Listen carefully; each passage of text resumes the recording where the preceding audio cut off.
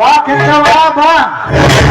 ಅಲ್ಲ ಪಾಳೆ ವಸೂಲಿ ಮಾಡಕತ್ತ ಮೈ ಮುಂದೆ ಹೇಳಿ ಕಳ್ಸಿದ್ರ ಆ ಹುಡುಗ ಅಂತ ಹೇಳ್ತಂತ ನಾವು ಪಾಳೆ ಕೊಡಂಗಿಲ್ಲ, ಮಗ ಬರ್ತಾನ ಬರ್ಲಿ ಅಂತಿ. ಯಾಕ ಈ ಕಂಪನಿ ಸರ್ಕಾರದ ಕುಲಕರ್ಣಿ ಮಾತಂದ್ರ ನಿನಗೆ ಹಗರ ಅನಿಸೈತೇನ? ಹಂಗೇನಿಲ್ಲ. ನನ್ನ ಮಗ ಏನ್ ಹೇಳಿದ ಗೊತ್ತೇನ್ರಿ, ನಮ್ಮ ತಾತ ಮುತ್ತಾತರ ಕಾಲದಿಂದ ನಾವು ಪಾಳೆ ಕಟ್ಕೊಂತ ಬಂದಿಲ್ಲವ, ಯಾರು ಬಂದು ಕೇಳಿದ್ರು ನೀ ಕಟ್ಟಾಕ ಹೋಗ್ಬೇಡ ಅಂತ ಹೇಳ್ದ. ಆ ಮಗ ಜೈಲ ಹೋಗ್ಬಿಡ್ತಾನೋ ಅವ್ರ ಮಾತು ಕೇಳ್ತಿ? ಮುದುಕಿ ಬಾಳ್ಯ, ನೀನು ನನ್ನ ಮಗನ ವಯಸ್ಸಿನವನು, ನೀನು ನನಗೆ ಮುದುಕಿ ಅಂತ ಕರಿಯಾಕತ್ತಿಯಲ್ಲ, ನಾಚಿ ಹಾಕೋದಿಲ್ಲ ನಿನಗೆ?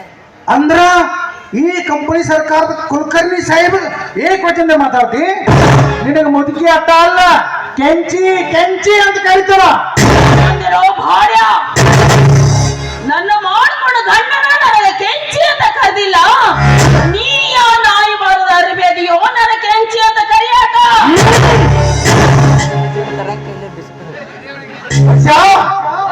ಹಿಂಗಾದ್ರೆ ಕೇಳೋದಲಿಕ್ಕೆ ಈಕೆ ತುಪ್ಪದ ಮೇಲೆ ಬೀಸಕಲ್ ಹೊರಸ್ರಿ ತಾನ ಬಾಯಿ ಕೊಡ್ತಾಳ.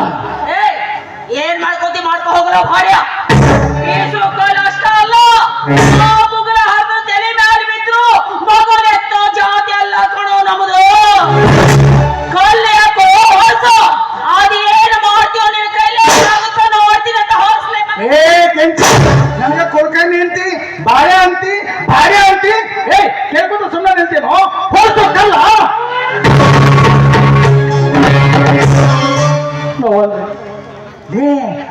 ಅಕ್ಕಿ ಮಗ ಜೈಲಿಗೆ ಹೋಗ್ಯಾನಂತ ನಾನು ಇಟ್ಟು ಧೈರ್ಯದಿಂದ ಮಾತಾಡತಾನ. ಯಾಕೆ ಚಿಂತೆ ಮಾಡ್ತೀವಿ? ರಾಯಣ್ಣನ ಹೆಸರು ಕೇಳಿದ್ರೆ ಇವು ಬರ್ತಾನೆ ನನಗೆ.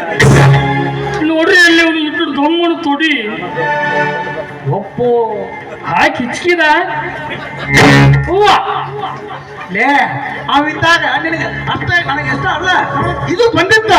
ಆದ್ರೆ ಈಗ ನಾವು ಜೈಲಿನಾಗಲ್ಲ, ಈಗ ನಾವನ್ನ ಖಂಡಿಸಿ ಅಂತ ಬೇಡ ವರ್ಷ ಹಂಗಾರೆ ನೀವು ಹೇಳಿದ್ರೆ ರೈಟ್.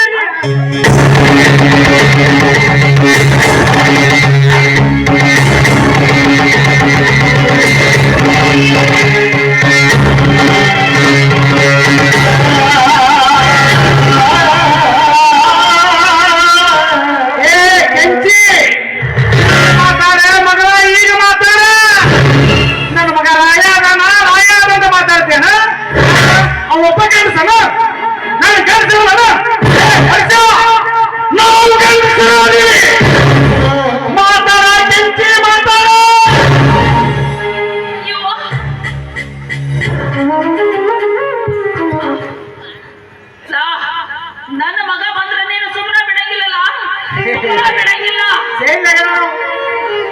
ಬರ್ಲಿ, ನನ್ನ ಮಗ ಬಂದಿದ್ದು ಹೇಳ್ತೀನಲ್ಲ, ಇಟ್ಟಾದ್ರೂ ಸುಖ ಕಡಿಗಿಲ್ಲ.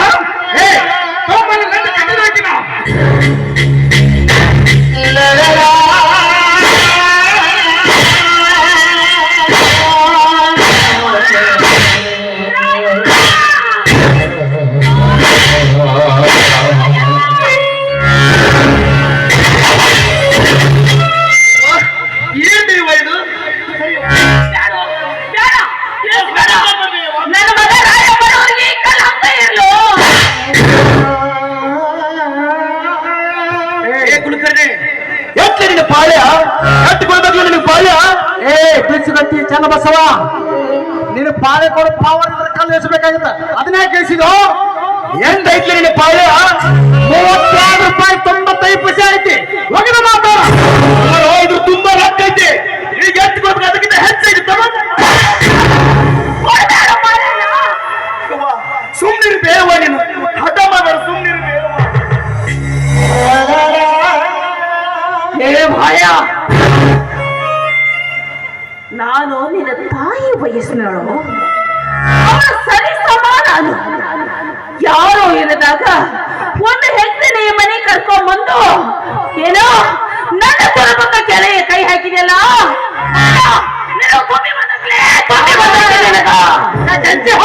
ನೋಡು, ಹೆಣ್ಣಿನ ಕೂದಲಿಕ್ಕೆ ಕೈ ಹಾಕಿದ್ರ ಮಹಾಭಾರತನ ನಡೆದೈತಿ, ರಾಮಾಯಣ ನಡೆದವು. ನಿನ್ನ ಸಮೀಪ ಬಂದೈತಿ ಕಣ್ಲ.